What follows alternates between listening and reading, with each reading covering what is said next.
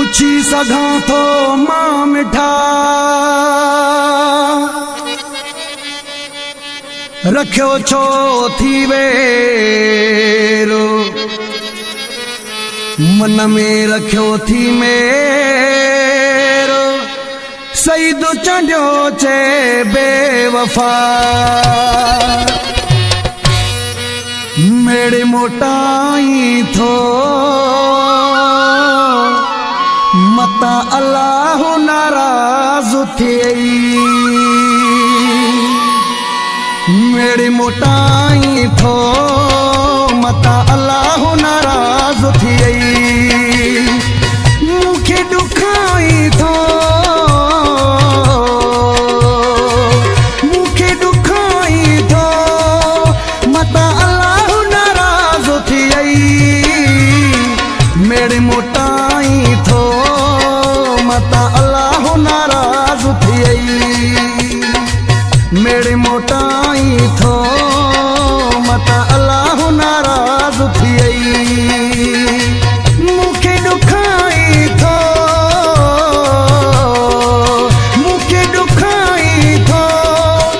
मता अल्लाह नाराज थियई मेरे मोटाई थो मता अल्लाह नाराज न थई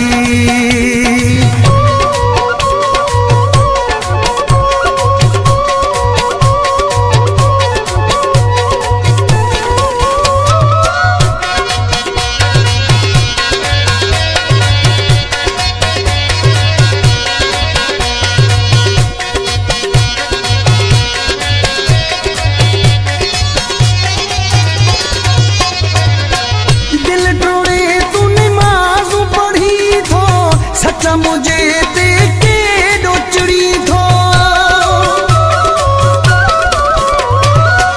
दिल टोड़े तूने माज़ू पढ़ी थो सच मुझे ते के डोचड़ी थो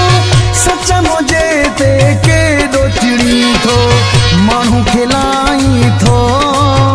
मता अल्लाह नाराज थियई मेरे मोटाई थो मता अल्लाह नाराज थियई मुखे दुखाई थो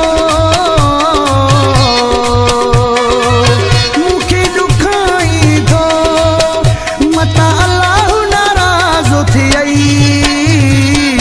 मेरे मोटाई थो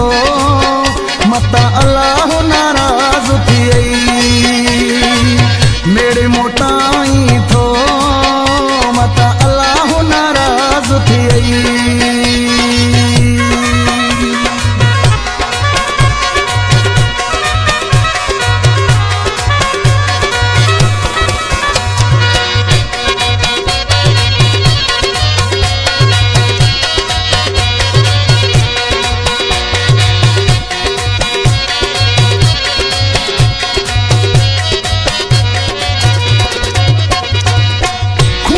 दुश्मन माफ़ कंदा हिने मानो तॾे जो हू रखंदा हिने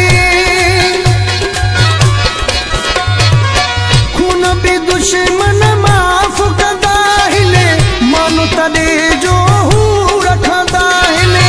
मानो तॾे जो हू रखंदा हिने दरता उथारी थो मता अल्लाह नाराज थियई मेरे मोटाई थो मता अल्लाह नाराज थियई मुखे दुखाई थो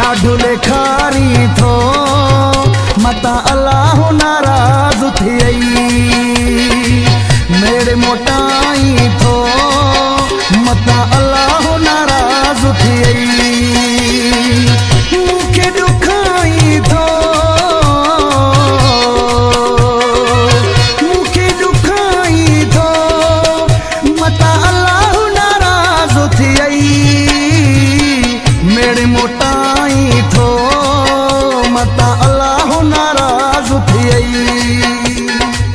मेरी मोटाई थो मता अल्लाह